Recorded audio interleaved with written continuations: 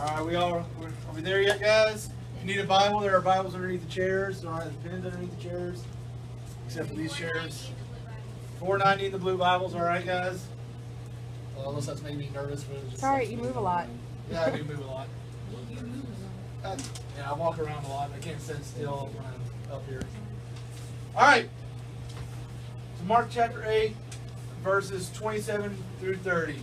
Alright, just kind of give you a little context here.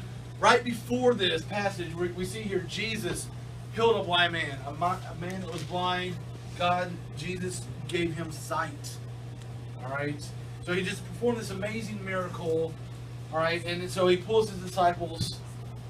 And he says this, verse 27, when Jesus went out among his disciples to the villages of Caesarea Philippi, and on his way he was questioning the disciples, saying to them, who do people say that I am? They told him, saying, John the Baptist. Others say Elijah. But others, one of the prophets. And he continued questioning them, but who do you say that I am? Peter answered, and he said, you are the Christ. And he warned them not to tell anyone. Guys, we live in America, alright? One of the freest countries there are in the whole entire world. Alright? And in America, we are entitled, and we have the right to believe whatever we want to believe. Alright? We have entitled to have our own opinions. It's our right as Americans. Like, Pepsi is the worst soda ever. What are you talking about? I don't know. Whoever invented Pepsi should be ashamed of themselves. Just like Dr. Pepper is the best drink there is. Nothing can compare at all. Alright? Especially Starbucks is so much better. I mean, Dr. Pepper is so much better than Starbucks in the morning. Starbucks is just... Alright? You're also entitled to have the opinion that it's alright to pick your nose in public. Alright, you know some of you guys do it. Alright? You're entitled to have that opinion. You're also entitled to have the opinion to be able to flick your booger after you pick out your car window onto another car. Alright? You're also entitled... You're also entitled, guys, to have the opinion that you don't like your nickname. Some of you guys are given nicknames at birth. It just sticks with you. Elijah's nickname for me is kind of Buddy. I don't know if he's going to like it or not, but when he gets older, he'll have the opinion. To like it or not. He's right. He has that right to have that opinion. All right, and the opinion that I have, one of the opinions I have is that the '67 Ford Shelby GT Mustang is one of the most awesome sports cars there is. Sports car, muscle car, excuse me. Excuse me, let me get the right term for beef there. All right. But anyways, so we're entitled to have this opinion. We're also entitled to have whatever opinion we want when it comes about creation. All right. We are free to have whatever opinion we want. We live here in America. Our belief. I believe that God created the world. Like he said in Genesis. People have the right to have the opinion that it was done by evolution. Some people even have the right that the opinion that some alien came down and formed life. Alright, but you're able to have that opinion here in America. You also have the opinion of what you say, what you think about who Jesus is. We are free, basically in America, we are free to believe anything we want. It doesn't matter how crazy it is, how goofy sounding it is, we have an opinion. We're free in America to have any opinion we want, any belief we want. But our beliefs will affect who we are. Our beliefs will shape us and make us into someone down the line. The things that we do will shape us, will affect who we are. The things we say will affect who we are, and how we interact with people will shape us. Our beliefs will shape, again, the things we do, the things we say, and how we interact with people. Probably if you think people have a high value, you'll interact with them differently. And if you think they don't have a high value, you think people are just losers, you'll interact with them very deeply. Now, also, guys, today there is a lot of different opinions about who Jesus is. Go through your school, ask people, who is Jesus? There are 700 people, 800 people in the middle school. I guarantee you'll probably have about 60, 70, 80 different answers about who they say that Jesus is. All right? And just like there's different opinions about who Jesus is, different beliefs about who Jesus is today, back in Jesus' time, this time in Matthew chapter 8, the Jewish people had a lot of different opinions about who Jesus was. They said all sorts of things about who Jesus was. We see here in verses 27, right before 27, 28 again, passage that Jesus heals a blind man. And they're walking down the road. He pulls his disciples and they're walking out to the next place. They're going to Caesarea Philippi. And he gets them together and says, hey, guys, who are the crowd? Who are the people, the Jewish people? Who are they saying that I am? The crowd, the wide group, who do the people say that I am? He begins questioning them and asking them, who do they say that I am? And the disciples respond and says, hey, the people are saying that you're John the Baptist. Now, John the Baptist lived, John the Baptist and Jesus kind of lived during the same time. But they had very different roles. John the Baptist was a herald. Do you guys know what a herald is? Any English 4 students? Have you studied that yet? All right. Okay, Kayla's in English 4. All right. But what a herald would do was kind of like he would go before the king got there, go into the city, hey, and he would tell the city, hey, get your stuff in line, get your city cleaned up, get the bums out. The king is coming. Put your best foot forward, get ready, get right, the king is coming. And that's what John the Baptist did. He was the herald before Jesus came. He was telling the people, hey, the Messiah is coming, get right. So he was out in the wilderness, wearing camel skin, eating locusts and honey, telling the people, get right. Jesus is coming. He was baptized in him in the Jordan. So he was very popular. He's kind of famous in Judea. So people are saying, hey, Jesus, they're saying that you're John the Baptist, Jesus. Which we know John the Baptist was not the Son of God. Only Jesus was.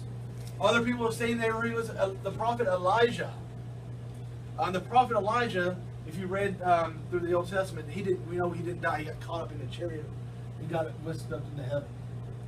And one of my favorite stories about Elijah, the prophet Elijah, is when he basically does battle with the prophets of Baal on the Mount Carmel.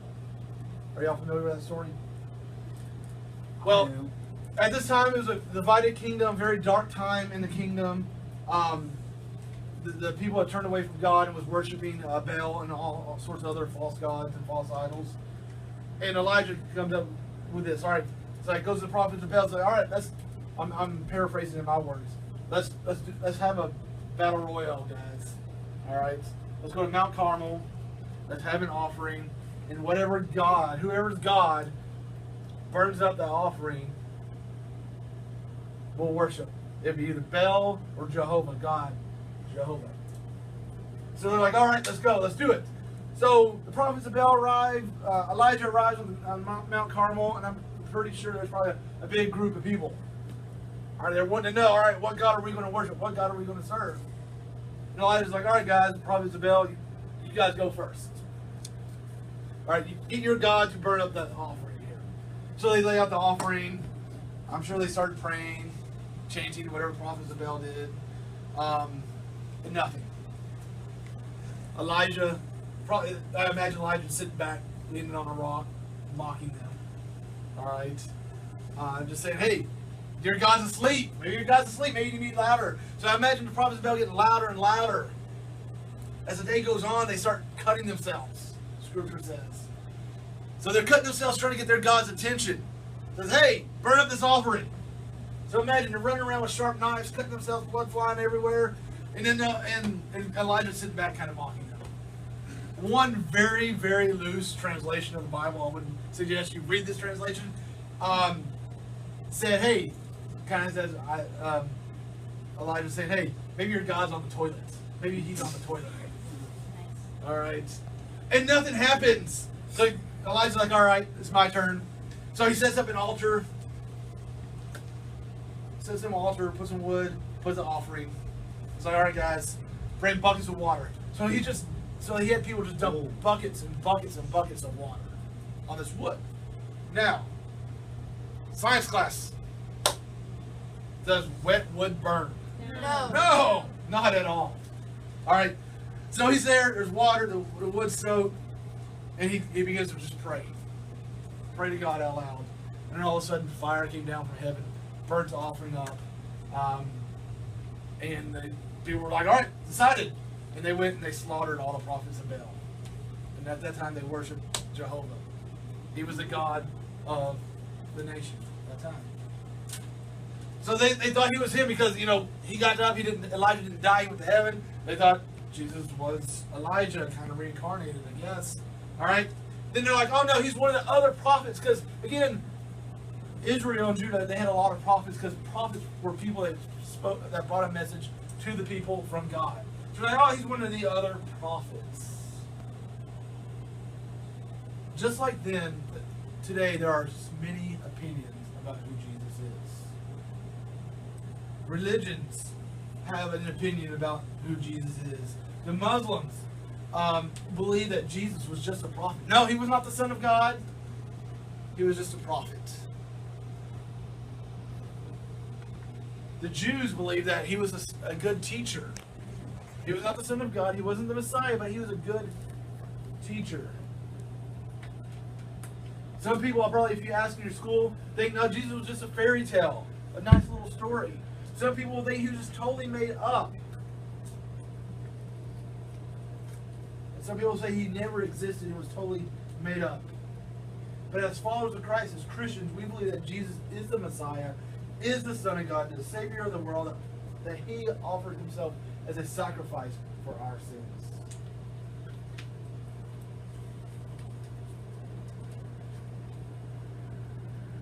What you say about Jesus, or what they say about Jesus, affects who they are and how they act.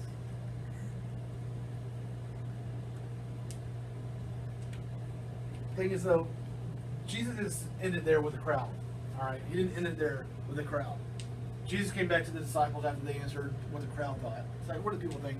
He says, "Who do you say that I am?" He's talking to the disciples, the group that's been with him for a while, and says, "Guys, who do you say that I am?" See, Jesus made it very personal. He made it very personal because he is a personal God. Because again, Jesus wasn't so much concerned about the crowd, but what they thought individually. And Peter said that he was the Christ. And Jesus says, you answered correctly. And the thing is, guys, Jesus is here. And he's saying, who do you say that I am? All right, he knows what the crowd's saying. And he's not worried about what the crowd is saying. What the big group of large people is saying. He's worried about what you guys individually, what you guys personally say who he is. Because again, he's a personal God. He wants to know you personally. He wants to save you personally. Because salvation is an individual decision. He doesn't come up to Roy City and say, all right, Roy City, do you want to be saved? No. He comes to you guys individually and calls you to be saved. So he wants to know who do you say Jesus is. And we know throughout the Bible, and it shows that Jesus is the Christ. He's the Son of God and Savior of the world. Who has John 3:16? All right. For God so loved the world that he gave his only begotten Son, so that whoever believes in him shall not perish but have eternal life. He's God's Son who died for us, who gave his life for us, that we don't have to perish. We don't have to die eternally. Who has John 14:6? All right, Emily. Jesus said to him, I am the way, the truth, and the life. No one comes to the Father but through me. So Jesus told me, he says, I am the way, the truth, and the life.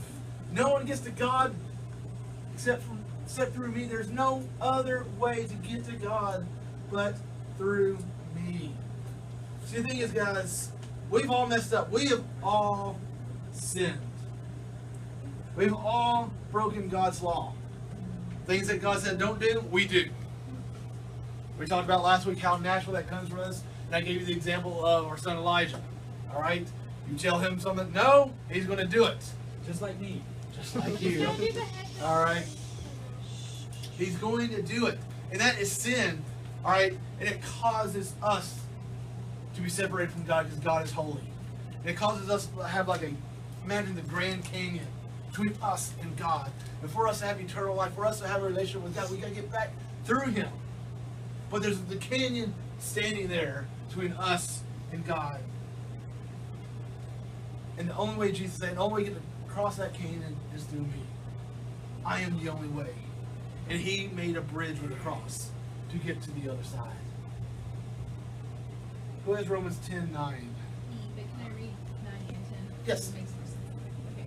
If you confess with your mouth that Jesus is Lord and believe in your heart that God raised him from the dead, you will be saved. For it is believing in your heart that that you are made right with God, and it is by confessing with your mouth that you are saved.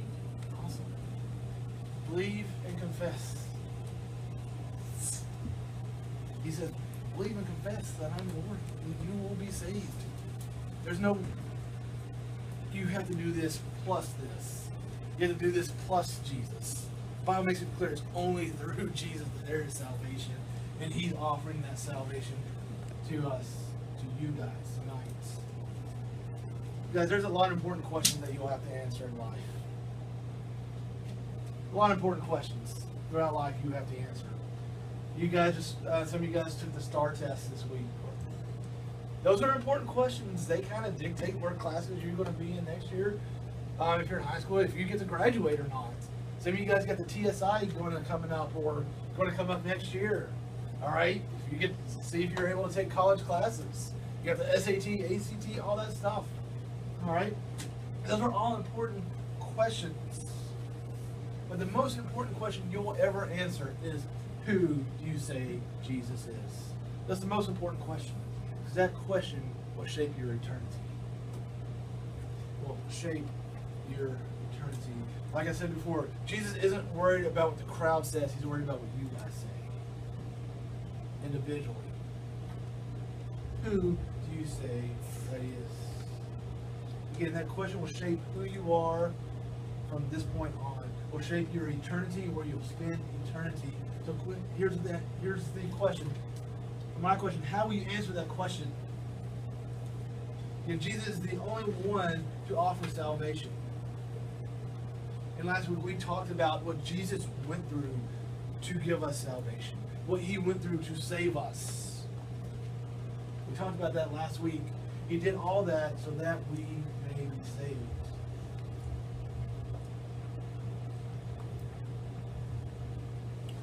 And the thing is, guys, some of you might be in this room asking, how do I know it's true? How do I know this is true? One thing is, guys, the Bible throughout history has been proven right. All right, time and time again. People have tried to set out to disprove the Bible and only have proven it right. The biggest reason why I personally know that Jesus is the Savior of the world, and the Bible's true, is because of what He's done. One, it's because of what He's done in my life. How He saved me, how He shaped me, how He's brought me out of things, guys. Another thing is seeing God work in your lives. Seeing that when you guys get saved and how God has changed you and what God is doing in your life. Seeing God is calling you to do things. God has called you to do ministry. Sometimes God's calling you to do other things. But seeing God work in your lives. The question is, though, not what I say who Jesus is, it's what you say who Jesus is. That's the question. Everyone to bow their head and close your eyes.